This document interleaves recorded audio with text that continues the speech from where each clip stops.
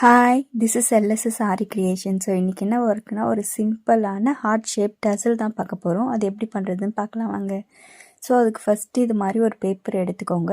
எந்த சைஸ் டசல் பண்ணுறீங்களோ அந்த சைஸ் பேப்பர் எடுத்துக்கோங்க. அதை வந்து ரெண்டாக மடிச்சிட்டு ஒன் சைடு மட்டும் நம்ம வரைஞ்சோன்னா அனதர் சைடும் அதே ஷேப்புக்கு பர்ஃபெக்டாக கிடைக்கும். அதனால் ஒன் சைடு மட்டும் ஹார்ட் வரைஞ்சிக்கலாம். ஸோ இப்படி பண்ணும்போது ஆப்போசிட் சைடும் ஈவனாக இருக்கும். லுக் வந்து ரொம்பவே பார்க்குறதுக்கு ரொம்பவே நல்லாயிருக்கும். அதுக்காக தான் இந்த மாதிரி பண்ணுறோம். ஸோ ஹார்ட் ஷேப் வரைஞ்சோன்னா அது இந்த சைடு ஈவனாக இருக்காது. அதனால் ரெண்டாக மடித்து இது மாதிரி ஒன் சைடு மட்டும் வரைஞ்சோன்னா இன்னும் ரொம்பவே ஈஸியாக இருக்கும். ஸோ அதை அழகாக கட் பண்ணி எடுத்துக்கிட்டால் நம்மளுக்கு ஹார்ட் ஷேப் வந்து கிடச்சிரும்.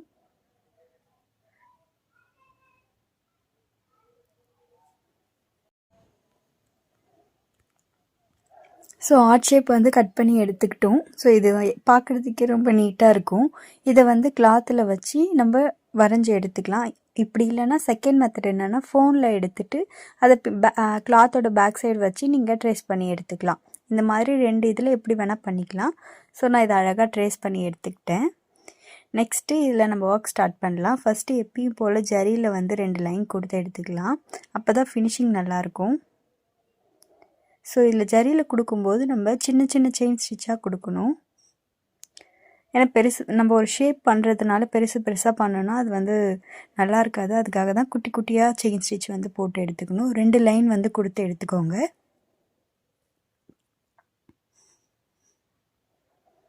ஸோ இதே மாதிரி ஒரு லைன், அதுக்கப்புறம் இன்னொரு லைனும் கொடுத்து எடுத்துக்கோங்க. ஸோ இந்த டேர்னிங்லாம் அந்த ஷேப்புக்கு கரெக்டாக நீங்கள் ஒர்க் பண்ணுங்கள். அப்போ தான் பார்க்க நீட்டாக இருக்கும்.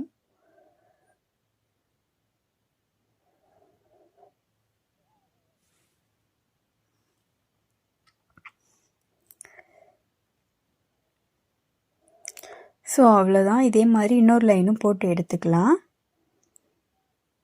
ஸோ போட்டு எடுத்துக்கிட்டேன். நெக்ஸ்ட்டு சுகர் பீயில் ஒரு லைன் வந்து கொடுத்து எடுத்துக்கலாம். அதுக்கு த்ரெட்டு வந்து நம்ம ஃபஸ்ட்டு லாக் போட்டு எடுத்துக்கிட்டு சுகர் பீடை லோட் பண்ணிக்கலாம்.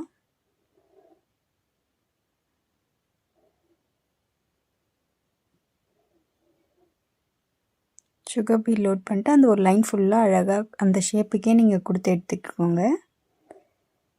ஸோ இதே மாதிரி ஒரு லைன் ஃபுல்லாக கொடுத்து எடுத்துக்கலாம்.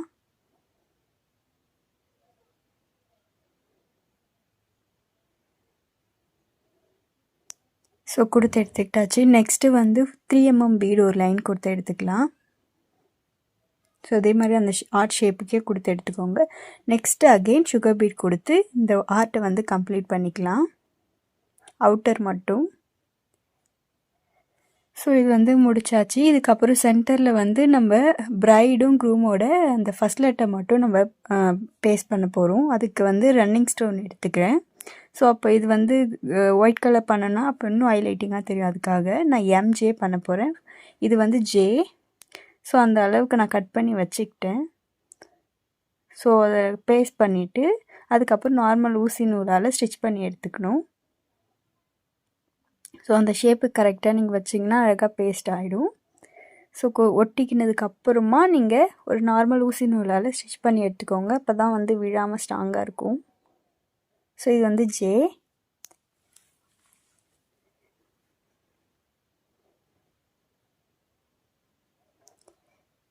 ஸோ ஒரு 10 நிமிஷம் சென்று அது காஞ்சிடுச்சு. அதுக்கப்புறம் நீங்கள் தச்சு எடுத்துக்கோங்க.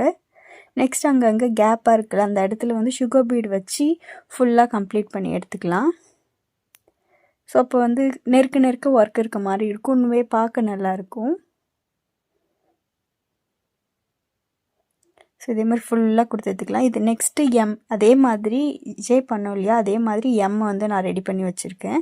ஸோ எம் ஜே ரெண்டுமே பண்ணிக்கலாம். ஒன் சைடு வந்து எம், ஒன் சைடு வந்து ஜே, ஒரு டசல் இது ரெண்டும்.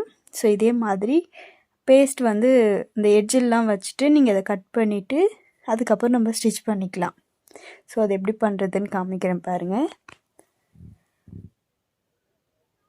ஸோ இது வந்து இவ்வளோ தான் ஒர்க் கம்ப்ளீட் ஆகிடுச்சு. நெக்ஸ்ட்டு இங்கே ஹேங்கிங்ஸ்லாம் வேணும்னாலும் நீங்கள் ஹேங்கிங்ஸ் போட்டு எடுத்துக்கலாம்.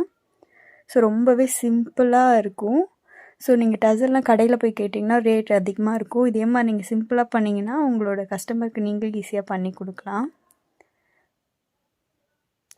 ஸோ ஃபஸ்ட்டு இதில் வந்து க்ளூ பண்ணி எடுத்துக்கலாம். ஓரத்தில் மட்டும் கம் ஃபுல்லாக நீங்கள் அப்ளை பண்ணிக்கோங்க. ஏன்னா இது கட் பண்ணும்போது இதுவாகாமல் இருக்கும், அந்த பிசுறு பிசுறாக நூல் வராமல் இருக்கும். அதுக்காக பண்ணி எடுத்துக்கிட்டு நெக்ஸ்ட்டு ஃப்ரேம்லேருந்து கட்டிட்டு அதுக்கப்புறம் அந்த எட்ஜஸில் அழகாக கட் பண்ணி எடுத்துக்கோங்க.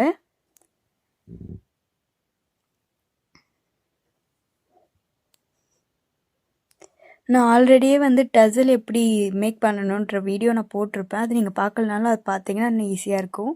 ஸோ அதே ப்ராசஸ் தான் இங்கே ஸ்டிச் பண்ணுறதும். அதனால் ஸ்டிச்சிங் வந்து அதே மாதிரியே நீங்கள் பண்ணி எடுத்துக்கோங்க. நான் கட் பண்ணிவிட்டு காமிக்கிறேன். ஸோ நான் ஸ்டிச்சிங் வந்து இந்த வீடியோவில் ஆட் பண்ணலை. ஸோ அதே மாதிரி நீங்கள் ஸ்டிச் பண்ணிவிட்டு டசல் வந்து அந்த ஃபினிஷிங் அந்த ஓரத்துலாம் வந்து ஹேங்கிங்ஸ் வந்து பண்ணிக்கிட்டிங்கன்னா ரொம்பவே நீட்டாக அழகாக இருக்கும். ஸோ இந்த டசல் எப்படி இருக்குது சொல்லிவிட்டு கமெண்ட் பண்ணுங்கள். தேங்க்யூ ஃபார் வாட்சிங்.